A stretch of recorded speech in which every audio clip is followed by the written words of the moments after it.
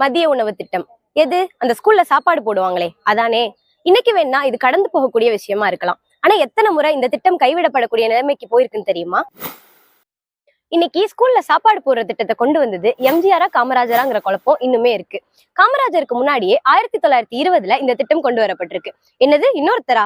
நாங்க இன்னும் எம்ஜிஆரா காமராஜராங்கிற குழப்பத்துல இருந்தே வெளியே வரல, அதுக்குள்ளே இன்னொருத்தரான்னு கேக்குறீங்களா?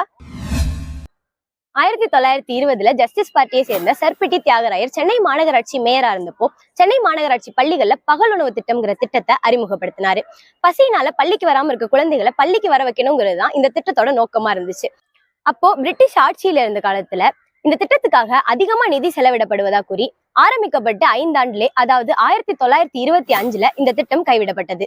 சுதந்திரத்துக்கு அப்புறம் தமிழ்நாட்டுல காங்கிரஸ் ஆட்சிக்கு வருது. முதலமைச்சரா இருந்த காமராஜரோட எண்ணம் முழுக்க முழுக்க கல்வி சார்ந்தே இருந்ததால மதிய உணவு திட்டத்தை கொண்டு வரணும்னு முடிவு செய்யறாரு. ஆனா அப்போ அவரோட ஆட்சியில இருந்த அமைச்சர்களும் அதிகாரிகளுமே அதிகமா நிதி செலவிடப்படும்னு கூறி இந்த திட்டத்தை முற்றிலுமா எதிர்க்கிறாங்க. காமராஜர் எடுத்த சில முன்னெடுப்புகளாலதான் தமிழ்நாட்டுல இந்த மதிய உணவு திட்டம் அமலுக்கு வருது. காமராஜர்ங்கிற தனி மனிதனோட பிடிவாதம் தான் இந்த மதிய உணவு திட்டம் உருவாகிறதுக்கு மிக முக்கிய காரணமா இருந்துச்சு.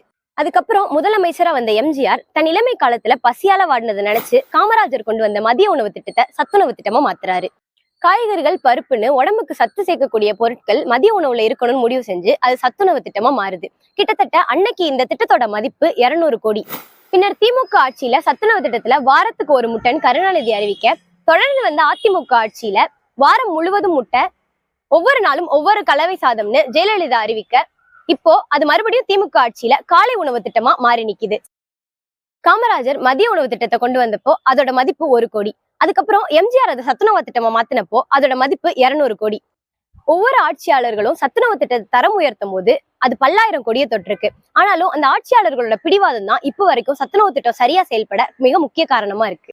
இன்னைக்கு நீங்க பாக்குற ஆகப்பெரும் ஆளுமைகளுக்கு அடித்தளம் போட்டது அரசு பள்ளியும் இந்த மதிய உணவு திட்டமும் தான்.